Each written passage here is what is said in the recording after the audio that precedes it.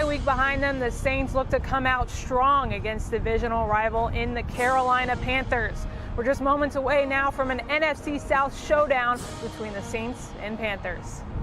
Hi everyone, welcome into Dome at Home Live presented by FedEx. I'm Carolina Gonzalez. We have a big show up ahead for you. We have a one-on-one with breakout star of this season so far, Trey Hendrickson. We'll also get a breakdown from Saints legend Jonathan Stinchcomb.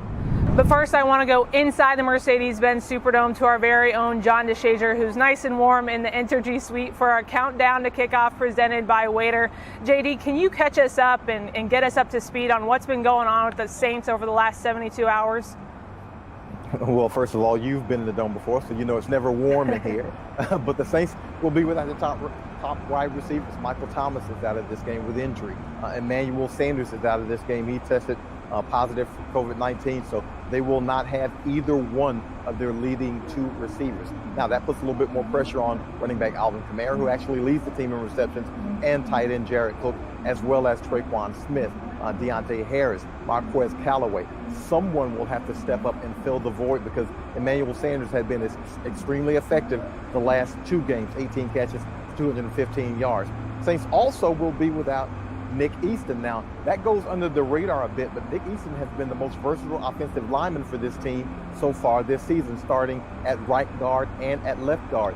Cesar Ruiz, the number one overall pick for the Saints, will be starting at right guard on that offensive line. So we'll have to see how that also manufactures out, because I expect Carolina to probably press the Saints, get into the box, see if the Saints can beat them over the top without Michael Thomas and Emmanuel Sanders.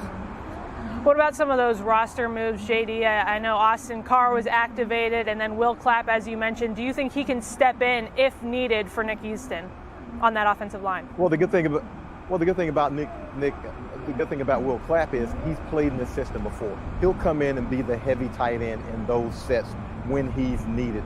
Saints also have James Hurst, so they have much needed depth on that offensive line. Austin Carr can step in and help out at receiver. Also, Juwan Johnson was added as a receiver. So they have some depth at that position, but you only go so deep. Juwan Johnson and Austin Carr probably more so for special teams than actual rotational play. Again, Marquez Callaway, who showed some flashes in the last game against the Chargers as a returner, and Traquan Smith, who's really come out a little bit this season. I think those will be your two primary guys at receiver. Well, we're just about an hour away from this matchup against the Carolina Panthers, who are now led by former Saints quarterback in Teddy Bridgewater. You can catch the game presented by Sanderson Farms coming up on Fox at noon. Thanks so much, JD. We'll check back with you in just a bit. Well, we are going to have some fans inside the Mercedes-Benz Superdome today, but we've got fans checking in from all over the country. It's time now for our black and gold roll call presented by Zatarans. Hi, I'm Lauren. And I'm Renee, and we're supporting Who Dat Nation from Dallas. Go Saints! I'm representing the New Orleans Saints all the way in Atlanta, Georgia, and I just want to say, go Saints, go Saints. What's up, Saints fans? My name's Kaylin, checking in for the Saints roll call all the way out in Norman, Oklahoma, wearing my black and gold. Go Saints. This is Chris Towns from Dry Prone, Louisiana. Let's go, Saints. Hey, this is Marie. Your girl, Miss Sassy, the one and only. Checking in from that mighty 7th Ward. Let's go, Saints. And I'm Amy, and this is Pumpkin. We are checking in from Metairie, Louisiana. Go Saints!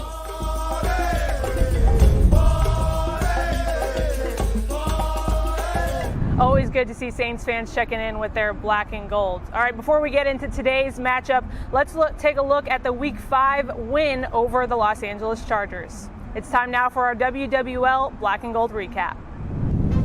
This one started out ugly, but hey, a win is a win. The Saints just couldn't get things clicking offensively in the first half, and the Chargers jumped out in front to a 20-3 lead. But the defense managed to slow down Chargers rookie quarterback Justin Herbert in the third quarter, giving the offense a window to tie things up in the fourth quarter. Both teams scored a touchdown in the final 4 minutes of the game, but a missed Chargers field goal at the end of regulation sent the game into overtime, where the Saints scored a field goal on their first offensive possession. The Chargers got the ball next, but Marshawn Lattimore made a game-saving tackle on 4th down, ending the game and giving the Saints the victory.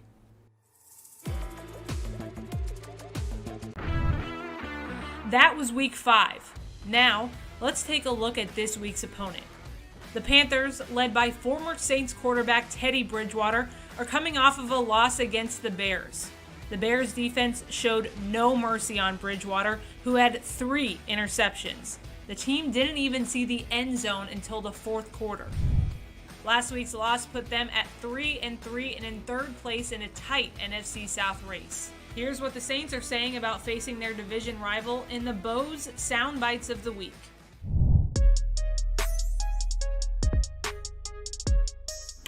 We would like to create more turnovers. We would like to improve upon limiting explosive plays.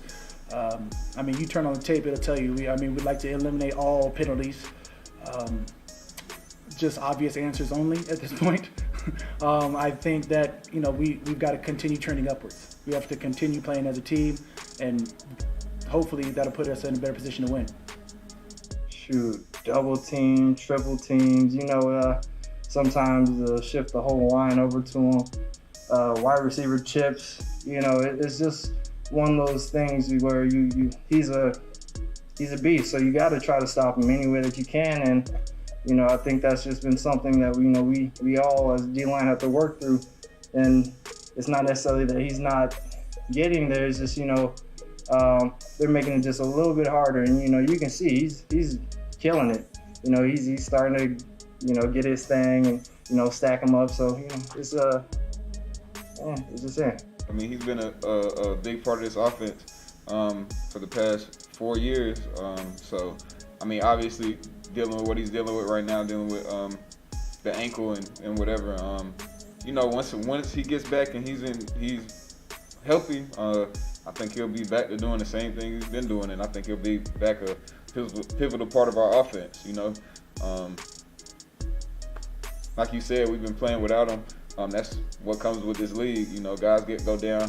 Guys got to step up and fill in. But when he gets back in the swing of things, it'll be back to regular. Teddy and I shot text back and forth a little bit during the off season. We haven't reached out during the season yet, but obviously there's certainly a huge mutual respect there, and like I said before, I really appreciate that time with Teddy, and I'm extremely happy for him and the opportunity that he has there in Carolina, and I think he's doing a great job, and I think he's going to be the franchise quarterback there for a very long time and have a ton of success, and he deserves it. He deserves it.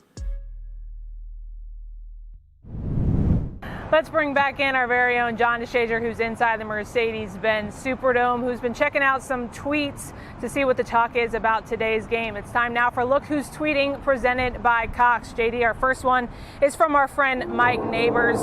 Bridgewater learned a lot from Breeze, but Breeze admits he learned a lot from Teddy as he appreciates his calm presence in the process in which he approaches his work. #Saints, #Panthers. Well, I think Breeze was the Mr. Miyagi in that situation. Now, Teddy did pick up a whole lot from Drew. Obviously, professionalism, how to prepare.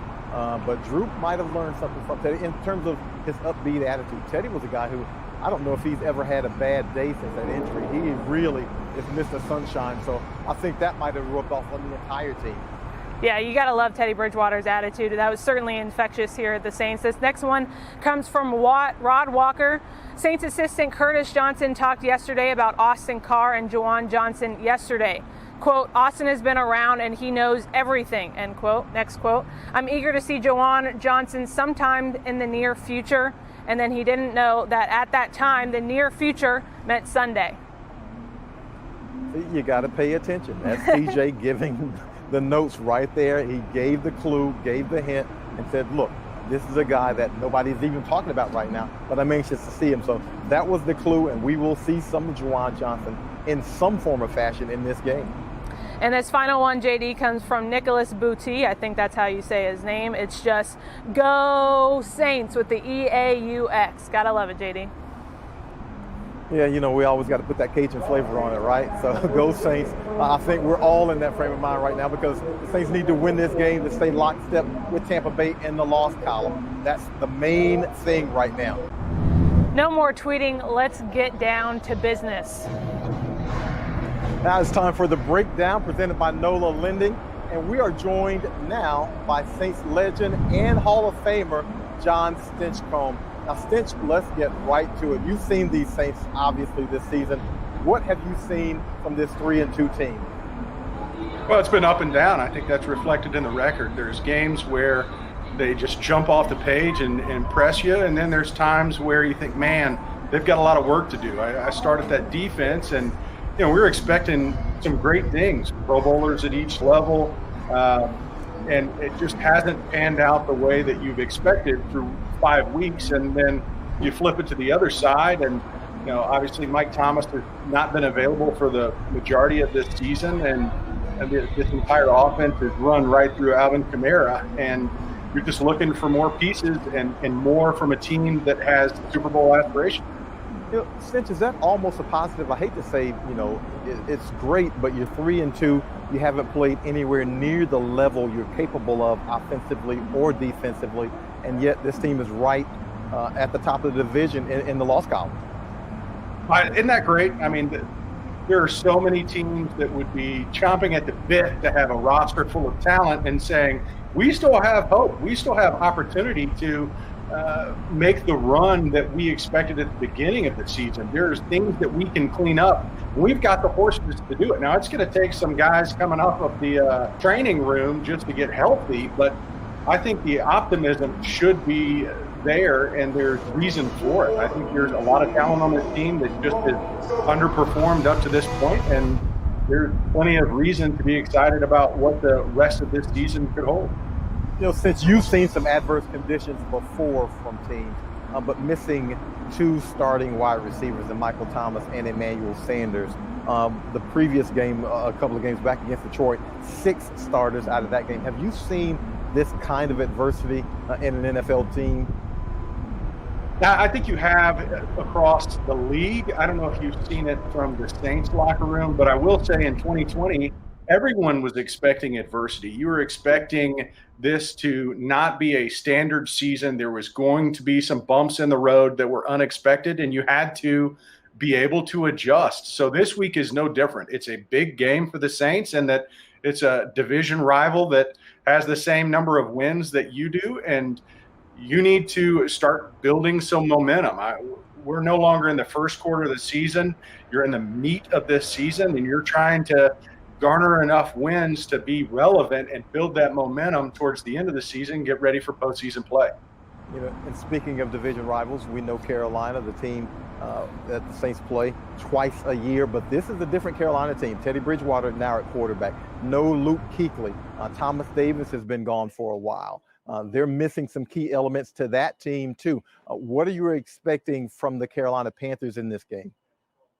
Well, you take away Christian McCaffrey as well. I think that's a huge piece that Carolina is chomping at the bit to get back on their sideline. So I think they're putting more on the shoulders of Teddy Bridgewater. And honestly, Mike Davis has impressed. He's been able to carry the water, if you will, for this offense a little bit more than I think people were expecting. So I expect Teddy Bridgewater, who's familiar with this defense, to have more on his shoulders today, and they're going to try to take their shots against a secondary that hasn't consistently been able to answer that call. You look at it, Cinch, what is the deal with the secondary? I mean, they lead the league with 11 pass interference penalties. They're in position quite frequently, and yet, the eyes aren't in the right place or the hands get a little grabby. What have you seen from that secondary? Well, it's up and down. I think this has been the biggest concern question mark group from this entire team. I think you can rationalize and explain away a number of different conditions for other position groups, but this secondary, you bring in Malcolm Jenkins to be this solidifying force, this presence to get everyone on the same page. And we've still seen those miscues, those miscommunications where there's guys wide open in the NFL. That just doesn't happen. And I'm not putting this solely on Malcolm Jenkins' shoulders across the board. I don't think Marshawn Lattimore has had the season that he wants or any fan wants for him.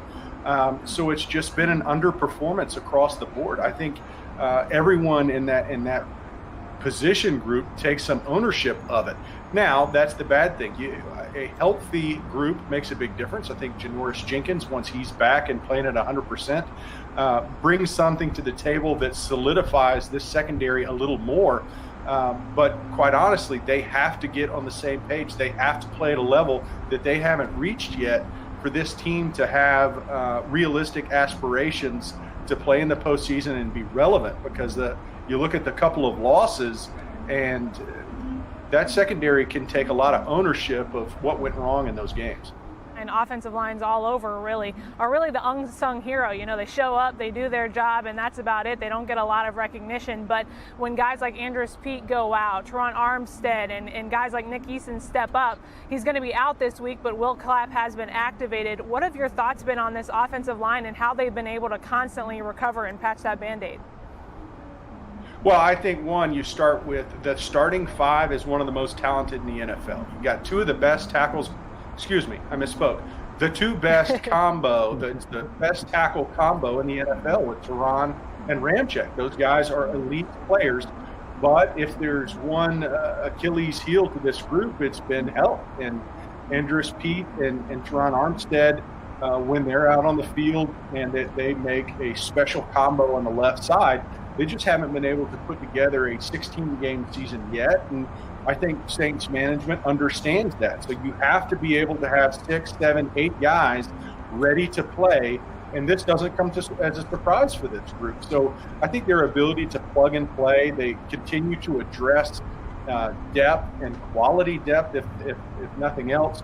In the draft, Cesar Ruiz is a guy that's going to have to step up and grow up on the field, just like McCoy did last year. So they've got guys in place, and then have continued to ensure that there wasn't a major drop-off in talent. I mean, if you can move on from the Warfords of the world, who played at a high level, similar to the way they did with Ben Grubbs, and you go back to even Carl Nix and Jari Evans and Zach Strief and Jermon Bushrod, they continue to invest in this offensive line groups for weeks like this one, where you might not be 100%, but the next guy up is a pretty good one.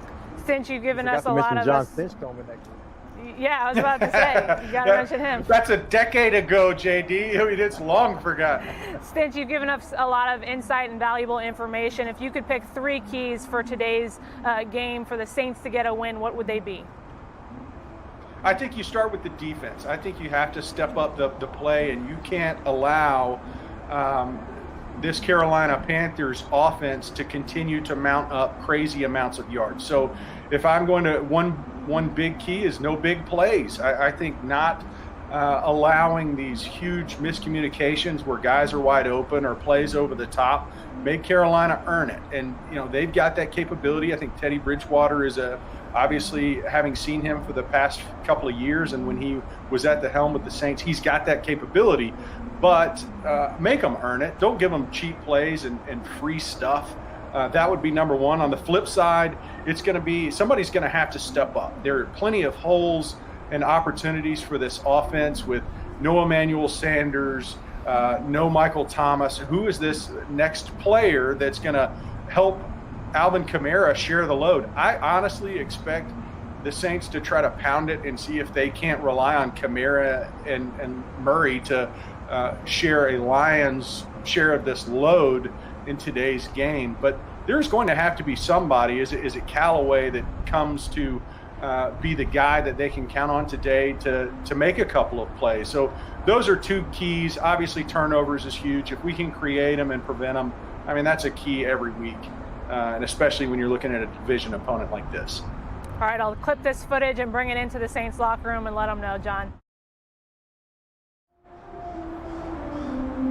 Fantastic insight from Stinch right there. Let's check in with some fans who are bringing the dome at home. Let's go out to the lovely Marche, Washington in Lakeview for bold and black and gold.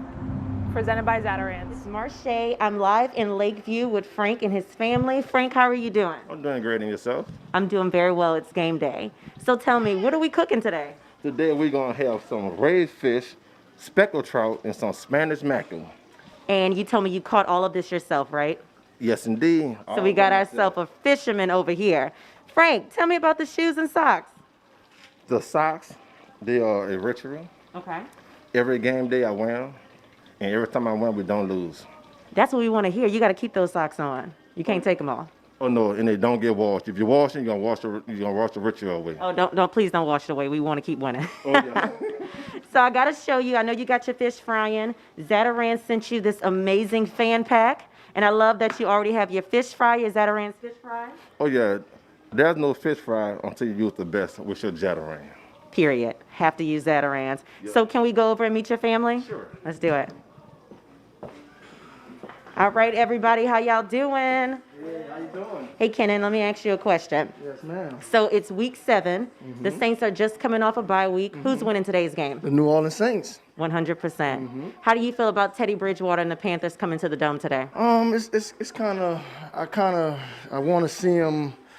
I kind of want to see him do good because he was one of my favorite players and everything. But he now wears that blue and silver, so we got to make it. He's not with the black and gold anymore. So the Saints are going to take this one. So if you can give one shout out to a player today, who would it be and what would you say? It'll be Cam Jordan. As a lifelong Who Dat Nation member, I want to thank him for the service he gave to the team all these years. All these years, we love him. Yes, well, Saints fans, don't forget to check out your New Orleans Saints live at noon, taking on the Carolina Panthers.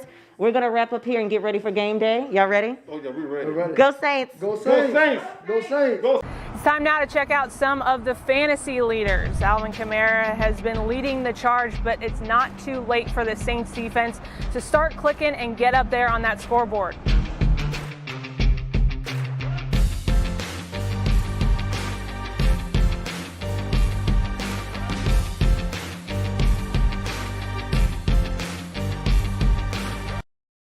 A big role in the defense being added to that fantasy leaderboard is rising star for the Saints, Trey Hendrickson. JD, he's on pace to have a big year for the Saints squad. Yeah, so far, really fast start for Trey Hendrickson. 4.5 sacks through the first 5 games.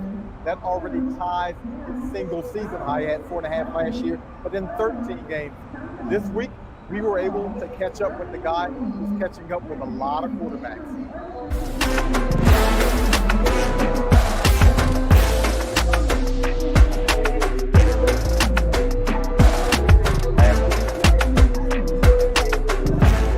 So now into the Dome at Home segment, we've got Trey Hendrickson, top 10 in the NFL in sacks, leads the Saints in sacks 4.5.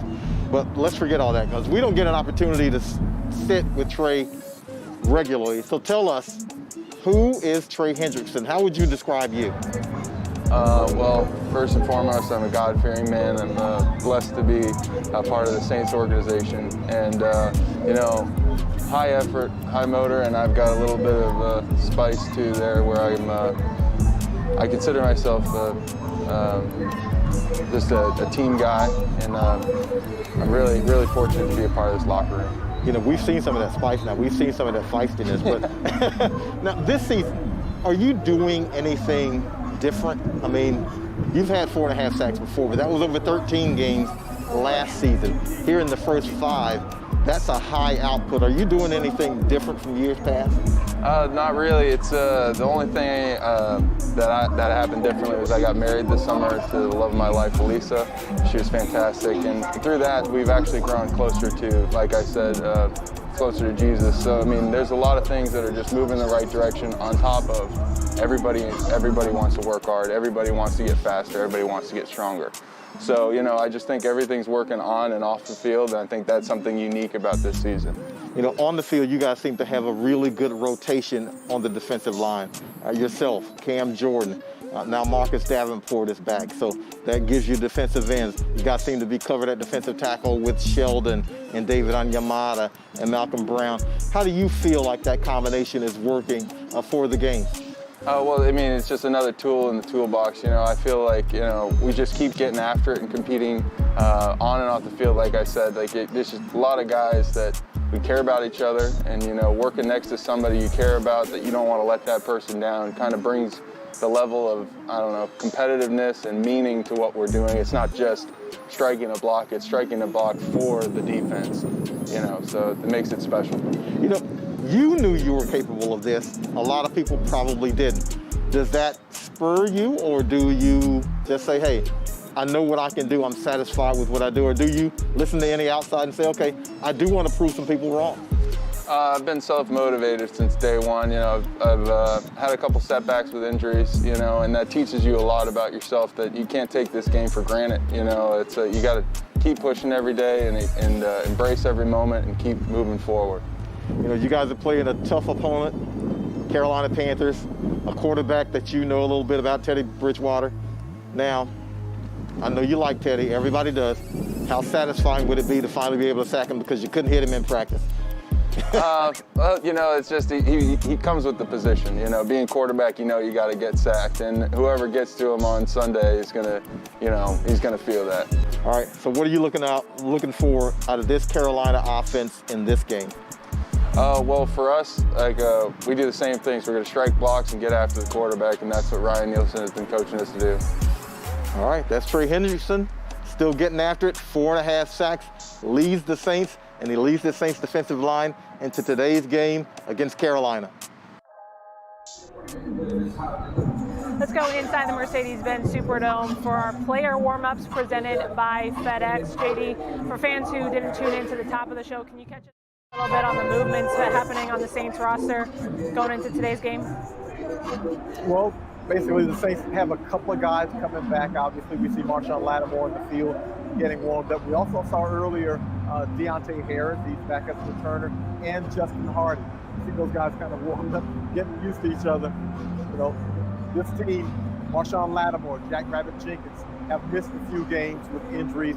Jack Rabbit, he's hooping it up with Cam Jordan. And those guys should be back, and that should fortify this defense a bit when you have your starting cornerbacks back on the field. And who would you see as stepping up in place of Emmanuel Sanders, who's on that COVID list, and then Michael Thomas, who's dealing with that hamstring injury?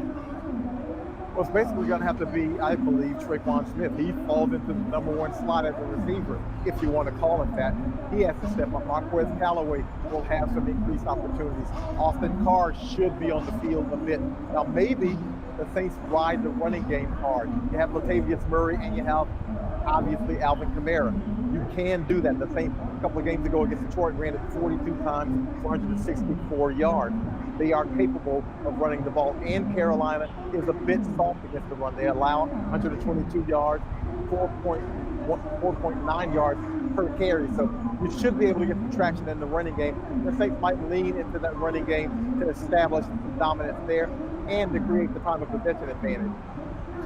JD, Saints are coming off of a bye week. Obviously, like we mentioned, no Michael Thomas, no Emmanuel Sanders. But before the bye week, we talked about that offensive rhythm. I mean, there's still a lot of offensive firepower. You mentioned Alvin Kamara. You talked about Latavius Murray, Jared Cook. Do you think we'll start to see that flow a little bit more for the Saints offense? Well, I don't think so, actually, because, Emmanuel Sanders was a critical part of that. Right. He had 18 catches for 215 yards in the last 2 games. But he was just getting into rhythm.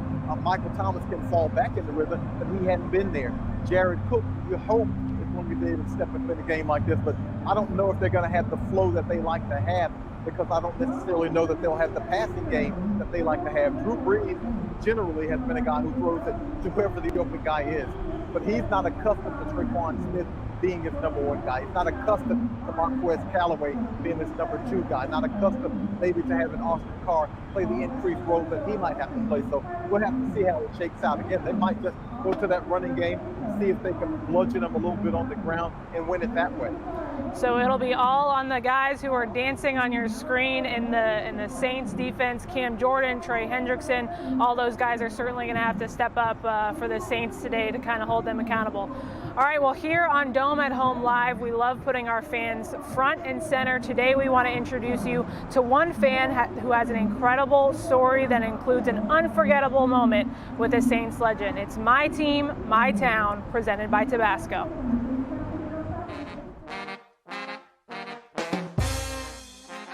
This is an important flag. I got to make sure it goes up before every game. I'm Brock Pellerin. This is my team in my town. Started going to the games in earnest in 1985. And funny thing was, we were playing the Rams in December 1985, and they just took out Dave Wilson and put in this guy named Bobby Hebert. And he played really well. We won that game. They're like, you know what, this guy's really good. And so this lady turns around right in front of us and says, that's my husband. And so she had 2 kids, little babies with her and everything like that. So the Saints football is family as far as I'm concerned. So this is a typical game day for us. We leave here at 10:50. We go down the street. This is Polymnia. We take a right on St. Charles right over here. Stop for drinks on the way, and then we make our way into the game. I go to the games with my family. I go with my wife. There's a big family feel to the Saints organization. This jersey, used to wear it for all the games before I became a dad. Has my old nickname from Pee Wee football. This is 53 in honor of Vaughn Johnson. So one of the weird superstitions that we have is I have to rub my wife's knee when we're going to kick for a field goal. And it all started basically with her grandmother, who made her do that whenever they were kicking on a field goal. So, you know, it's one of those weird superstitions, I guess, that was handed down through the family, and that's what we do now when we're kicking a field goal. Saints encapsulate what it means to be a New Orleanian. It's tough sometimes, but sometimes it's really rewarding. And we've been through some very lean years, okay, but we've also been through some really great times. And so it kind of encapsulates all of the New Orleans experience, if you will.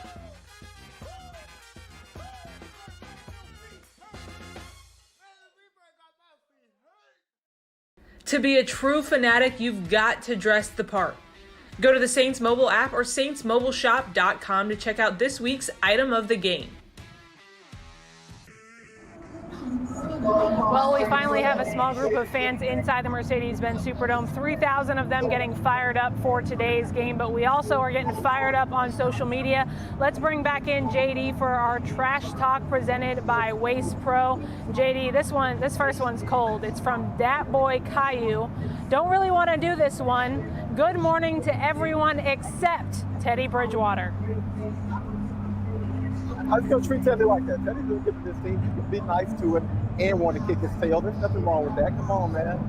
All right, maybe I'm a little bit too soft. This next one comes from John A. Burgundy. I hope somehow, some way, Breeze and Peyton abuse Eli Apple today. Well, I got to second that emotion. Eli Apple struggled here last year as a cornerback for the Saints. He obviously will be one of the guys that the Saints will probably guard because they know his tendency. They know who he is. Well, something that everyone's going to keep their eye on is the inactives list. Let's go ahead and look at it. The inactives list presented by Acadian Ambulance today for the Saints. Obviously, we knew going into today's game, no Michael Thomas, Emmanuel Sanders has been put on that COVID list. Also out for the Saints offensive lineman Nick Easton, defensive lineman Malcolm Roach, defensive back DJ Swearinger, and defensive line Derek Kelly. Time now to shine a spotlight on extraordinary people doing extraordinary things. It's our People's Health Champion. Decades of helping people with Medicare, People's Health has seen people over 65 accomplish extraordinary things, like champion Bill Mayfield. On October 30th, 2018, at age 70, Bill Mayfield earned the title of world champion in the Western horse sport of team penning. It's about sorting cows from a herd and moving them to a pen, sometimes in under 20 seconds. It takes a lot of practice, a lot of time in the saddle, and a lot of desire to win. I'm going to the World Championship at the end of this month, and I'm not going to compete. I'm going to win. From a kid in public housing to a successful businessman, Mr. Mayfield is driven by that desire to succeed. Winning is just like the Saints, it's an attitude. When you go into an arena, whether it's a football field or a horse arena, your mind is, I'm in here to win, not just ride. Mr. Mayfield, it's that approach to life that makes you a People's Health champion. People's Health and the New Orleans Saints congratulate Bill Mayfield, your People's Health champion. Okay, I wore my black and gold. Now let's see some fans who are checking in with the hashtag Saints Game Day presented by Coke. Let's see them.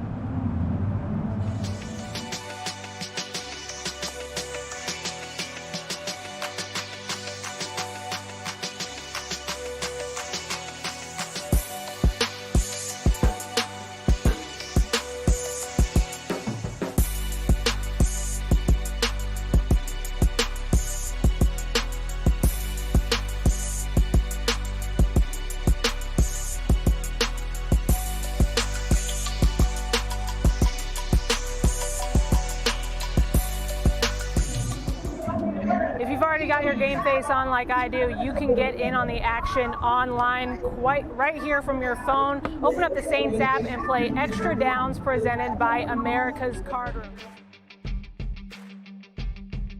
Will the Saints force? I think it's going to be, I'm going to choose option C, JD, 2. What are you picking? I couldn't Make hear your the selection beginning. on the Saints app for a chance to win $1,000.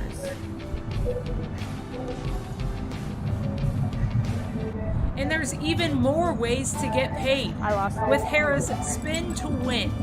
If the defense forces one turnover, fans will be able to visit Harrah's within 7 days to redeem $20 in free slot play. There's even more ways you can win and support a good cause. Today's 50-50 raffle benefits the Gail and Tom Benson Cancer Center. Are we doing score prediction For every first? ticket purchase, the center will receive a portion of the proceeds. Go to NewOrleansSaints.com for more information. Okay, we've heard from the team, we've heard from the fans. Now it's time to hear from us. It is our score prediction fueled by Chevron. JD, I'm going 27-14 Saints win. What you got?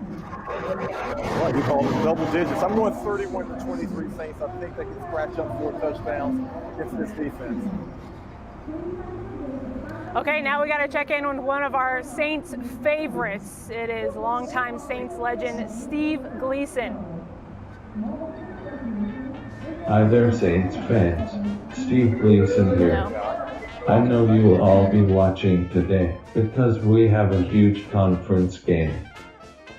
Coach Payton always emphasizes the importance of winning the South, then get the best seeding after that.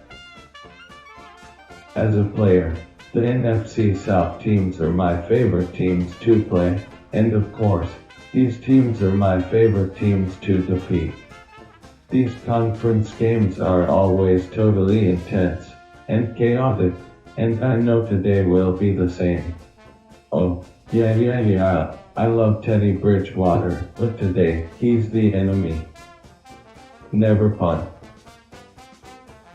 Today's game is in the Dome, and it's exciting that some fans will be in the house.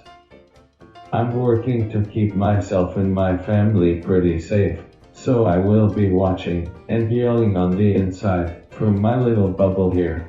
And I'm so stoked that at least 3,000 of y'all will be there. Let's have fun today, Saints fans. Love y'all, and as always, no white flags, baby. As we mentioned, our squad is down a few players, but that doesn't mean that they won't rise to the challenge. Let's check in with them in our player huddle presented by Mercedes-Benz. The word today is presence. What would you rather be than right here, right now? Be where your feet are. Yes, sir. Present. Make sure everybody know your presence was a part of this game. Make sure the scoreboard reflected. Make sure the stat sheet reflected. Make sure the fans know it. Make sure everybody in the media know it. Make sure everybody who watches know your presence was known today.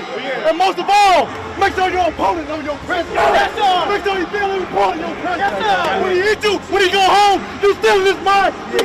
Yes, sir. Let's go. Start fast. Right from the jump. Start fast. Play fast. Play aggressive. Play confident. That's it. That's it, let's go! Thank you, you to all of you who have joined us on Dome at Home Live presented by FedEx. My colleague John DeShazier will be back with us for the post-game show. Make sure you tune in to the post-game show right here immediately following the game. We'll have the live press conferences of head coach Sean Payton and Drew Brees and whatever player wants to come to the podium following them. Thank you so much, and we'll tune in after the game, hopefully talking about a Saints win.